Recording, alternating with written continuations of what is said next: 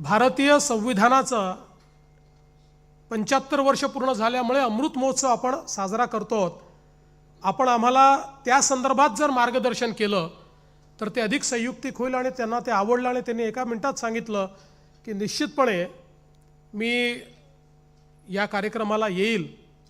पण त्यांच्यातला साधेपणा एक या निमित्ताने सांगू इच्छितो की मी अध्यक्षांना विचारलं की अध्यक्ष महोदय तुम्ही जाऊन गवई साहेबांना निमंत्रित केलं की नाही। त्यावेळेस अध्यक्षाने सांगितलं की मी गवई साहेबांना निमंत्रण देण्याकरता फोन केला की मला येऊन आपल्याला निमंत्रण द्यायचं आहे। गवई साहेबांनी सांगितलं की तुमचं निमंत्रण मला मिळालं असं समजा, फॉर्मॅलिटीची आवश्यकता नाही आहे, हे माझंच घर आहे, तुम्ही सगळे माझे आहात, त्यामुळे मी त्या ठिकाणी येईन।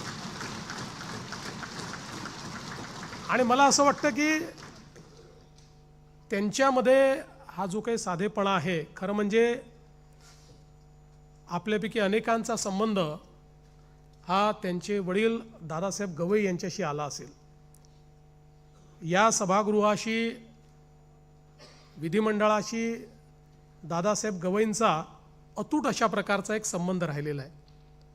आणि दादासाहेब गवई हे प्रचंड बुद्धिमत्ता असलेले उत्तम वक्ता आणि त्यासोबत अजातशत्रू, सर्व पक्षांशी मैत्री असलेले, सर्वांशी अतिशय घरोब्याचे संबंध असलेले, पारिवारिक संबंध असलेले अशा प्रकारचे दादासाहेब होते।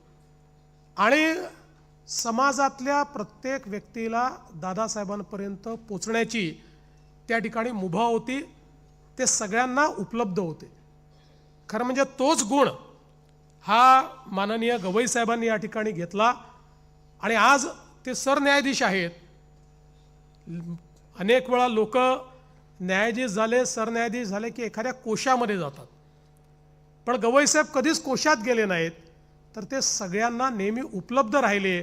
आणि शेवटला माणूस जो त्यांच्या ओळखीचा आहे तोही कुठे दिसला तरी त्याच्याशी आपुलकीने बोलणारे गवई साहेब हे आपल्याला नेहमी पाहायला मिळतात। आजही आपण बघितलं असेल तर इथे आल्यानंतर या सभागृहामध्ये किमान 25% लोक तर असे आहेत की ज्यांना ते पर्सनली ओळखतात, कारण त्यांनी तसे संबंध नेहमी सगळ्यांशी ठेवलेले आहेत। मला आठवतं की खरं म्हणजे अनेक वर्षापासून त्यांची सगळी कारकीर्द जवळून बघितलेली आहे।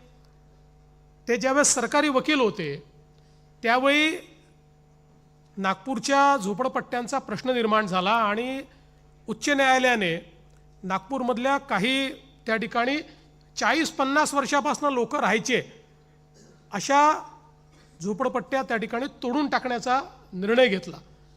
आणि सगळे आम्ही चिंतेत होतो त्यावेळी काय करता येईल, सगळे आमदार, सगळे लोक। आणि मग विलासराव देशमुख त्यावेळेस मुख्यमंत्री होते, 2001ची वगैरे गोष्ट असेल ही। आणि विलासरावांनी त्या संदर्भात एक बैठकीला त्या ठिकाणी सगळ्यांना पाचारण केलं, त्या ठिकाणी गवई साहेबांना देखील बोलवलं आणि गवई साहेबांनी तात्काळ सांगितलं की आपल्याला अशा अशा प्रकारे तोडगा काढता येईल, याकरता सर्वोच्च न्यायालयामध्ये जावं लागेल।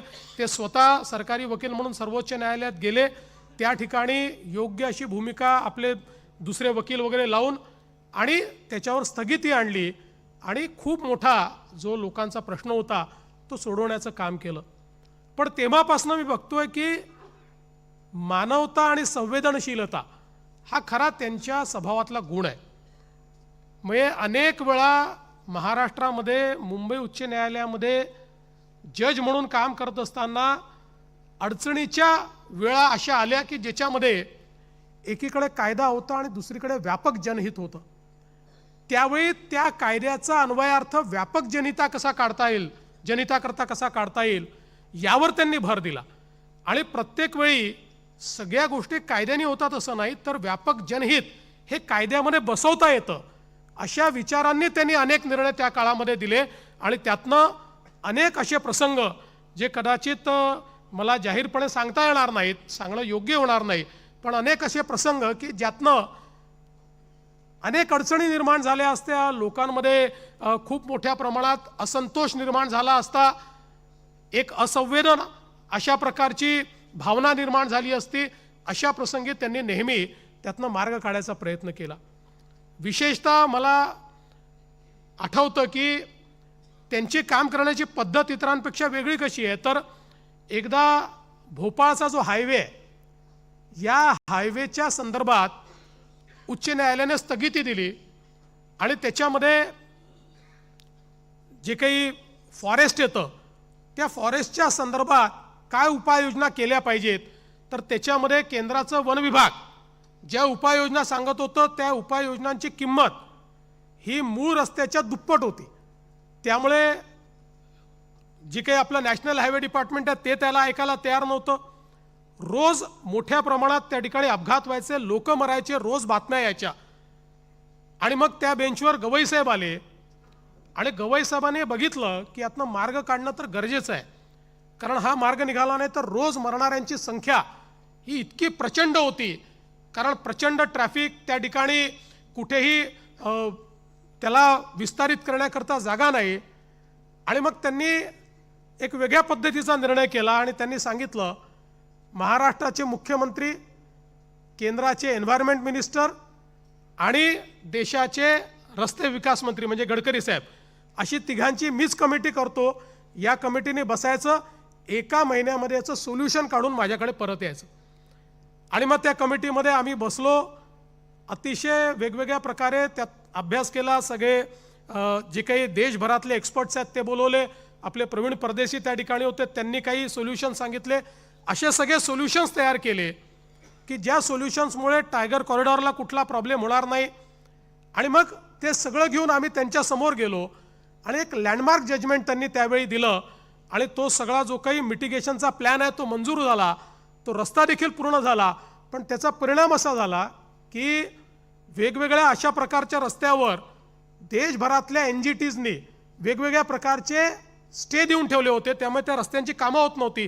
या एका निर्णयामुळे देशभरामध्ये रस्त्यांची कामं जी वन विभागामुळे अडली होती ती कशी करायची या संदर्भातला मार्ग मोकळा झाला आणि सगळे रस्ते झाले. आणि आजही आपण जर बघितलं तर ते जे काही मिटिगेशन मेजर्स केले होते, तिथे जे काही कॅमेरे लावले त्याच्या खालून नीट जे आपले वाघ किंवा इतर वन्य प्राणी आहेत ते जाताना दिसतात आणि अतिशय यशस्वीपणे, आणि जी काही किंमत लागत होती त्याच्या 25% किमतीमध्ये हे मिटिगेशनचं काम आपण करू शकलो. त्यामुळे मुळातच आपण जर बघितलं तर एक वेगळा अप्रोच, प्रत्येक गोष्टीमध्ये आपल्याला मार्ग काढायचा आहे. म्हणजे त्यांचे बाकी जजमेंट्स तर आपण सगळे निश्चितपणे या ठिकाणी 370चं कोट करतो, किंवा आरक्षणामध्ये वंचितांना आरक्षण कसं मिळेल त्याकरता सब क्लासिफिकेशनचा विषयचा अनेक लँडमार्क जजमेंट्स आहेत. पण महाराष्ट्राकरता एक अजून महत्त्वाचं जजमेंट जे त्यांनी दिलेलं आहे ते झुडपी जंगलाच्या संदर्भातलं जजमेंट आहे की झुडपी जंगलाच्या संदर्भात वर्षानुवर्ष, म्हणजे आम्ही लहान होतो तेव्हापासनं कुठलाही विदर्भातला पुढारी हा एकच मागणी करायचा की झुडपी जंगलाचं काहीतरी करा, कारण आमचे सगळे प्रोजेक्ट त्या ठिकाणी अडलेले आहेत. पंतप्रधानांकडे, सगळ्या मंत्र्यांकडे आम्ही जायचो आणि अतिशय जटिल, कारण एकीकडे वन अशी संज्ञा होती, दुसरीकडे ती रेव्हेन्यू लँड आहे असं म्हणणं होतं आणि त्यातनं अनेक प्रोजेक्ट अडले होते, लोकांची घरं अडली होती. नुकतंच त्या संदर्भात अतिशय डिटेल्ड आणि लँडमार्क अशा प्रकारचं जजमेंट त्यांनी दिलं, ज्या जजमेंटच्या माध्यमातनं विदर्भातले प्रोजेक्ट देखील त्यातनं मोकळे झाले, वनाकरता देखील जमीन मिळाली आणि अतिशय मानवतेचा दृष्टिकोन घेऊन जो गरीबातला गरीब आहे त्या गरीबाला कशा प्रकारे मदत मिळेल अशा प्रकारचा प्रयत्न या जजमेंटच्या माध्यमातून त्यांनी केला.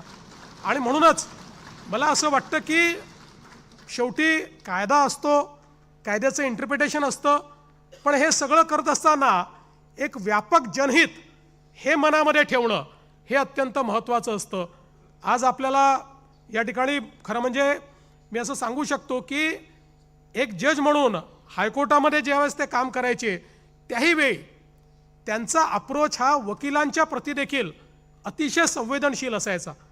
अनेक वेळा अनेक वकील थोडं कमी ज्ञान असतं, योग्य प्रकारे विषय मांडू शकत नाही, त्यामुळे अनेक वेळा न्यायाधीशांच्या त्यांना रागाला सामोरं जावं लागतं. पण गवई साहेब एक असे न्यायाधीश होते की ज्या वकिलाला काही येत नाही तो वकिली उभा राहिला तर न्यायाधीशच त्याला सांगायचे की बाबा रे तुझ्या केसमध्ये हे मांडलं पाहिजे, ही बाजू न्यायाची आहे ती तू मांड, आणि त्याच्यानंतर मग ते जजमेंट द्यायचे. त्यामुळे जो सामान्यातला सामान्य वकील होता त्यालाही गवई साहेबांच्या कोर्टात उभं राहायला बरं वाटायचं की बाबा इथे चुकलो तरी शिव्या पडणार नाही, गवई साहेब आपल्याला सांभाळून घेतील.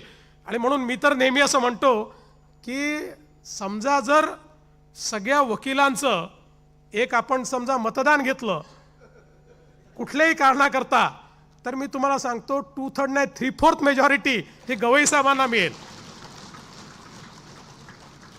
त्यांनी हायकोर्टाचा जज म्हणून देखील सातत्याने हायकोर्टाचं इन्फ्रास्ट्रक्चर असेल, वकिलांच्या समस्या असतील, वकिलांकरताही आपलं हक्काचं घर कुठलं तर ते गवई साहेब, वकील संघटनांना काही असलं तर गवई साहेब. त्यामुळे एक प्रकारे न्यायालय आणि सरकार आणि वकील यांच्यातल्या दुव्याचं काम हे सातत्याने त्यांनी केलं. आणि हे सगळं करताना कमीत कमी ज्युडिशियल ऑर्डर्स, कधी फार ज्युडिशियल ऑर्डर द्यायच्या नाहीत, समन्वयाने काम झालं पाहिजे, चर्चेने काम झालं पाहिजे, असा प्रयत्न सातत्याने त्यांनी केला. आणि दुसरं मी एक बघितलं की आता गेले अनेक वर्ष सुप्रीम कोर्टमध्ये गवई साहेब काम करतायत, पण सुप्रीम कोर्टमध्ये काम करत असताना एकही शनिवार रविवार ते दिल्लीमध्ये नाहीत. प्रत्येक शनिवार रविवारी गवई साहेब देशभरातल्या कुठल्या तरी कोर्टामध्ये, कुठल्या तरी वकिलांच्या संघटनेच्या कार्यक्रमामध्ये, कुठेतरी लेक्चर देण्याकरता त्या ठिकाणी फिरताना आपल्याला पाहायला मिळतात. कधीही त्यांनी सुट्टी घेतली आहे असं पाहायलाच मिळालेलं नाही. आणि म्हणूनच खरं म्हणजे सर्वोच्च न्यायालयाच्या सरन्यायाधीशांची शपथ आणि त्या शपथेकरता अक्षरशः येणाऱ्यांची मारामारी अशी परिस्थिती निर्माण झाली. कारण देशभरातनं इतक्या मोठ्या प्रमाणात सगळ्यांना माहिती होतं की एवढे पासेसही मिळू शकत नाही, पण गवई साहेबांची शपथ आहे हा विचार करून देशभरातले लोक, वकील हे त्या ठिकाणी केवळ वकील नाही तर वेगवेगळ्या वॉक ऑफ लाईफचे लोक हे त्या ठिकाणी हजर झालेले. आम्हाला अनेक लोक सांगतात की इतक्या मोठ्या प्रमाणात लोक बघितले नाहीत, कारण त्यांनी कधीही संबंध सोडले नाहीत. त्यांच्या ज्युडिशियल कामावर त्यांच्या संबंधाचं कधी प्रेशर आलं नाही. गवई साहेब हे संबंधातनं तुमच्यासोबत चहा पितील, परंतु ज्यावेळेस एखादी केस असेल आणि त्या केसमध्ये जर बाजू घ्यायची असेल तर ते न्यायाचीच बाजू घेतील. आणि म्हणूनच सामान्यातल्या सामान्य किंवा मोठ्यातल्या मोठ्या माणसांना भेटताना कधीही गवई साहेबांच्या वागणुकीमध्ये आपल्याला बदलच दिसत नाही. ते सारख्याच पद्धतीनं त्यांना भेटताना आपल्याला दिसतात. हे खरं म्हणजे त्यांच्या स्वभावाचं महत्त्व आहे. आणि आपल्याला कल्पना आहे की खरं म्हणजे दादासाहेब गवईंनी आपल्या नागपूरची दीक्षाभूमी जी आहे ती घडवली. आज जे काही स्वरूप दीक्षाभूमीचं आपल्याला पाहायला मिळतं आहे त्याच्या पाठीमागे दादासाहेब गवई आहेत.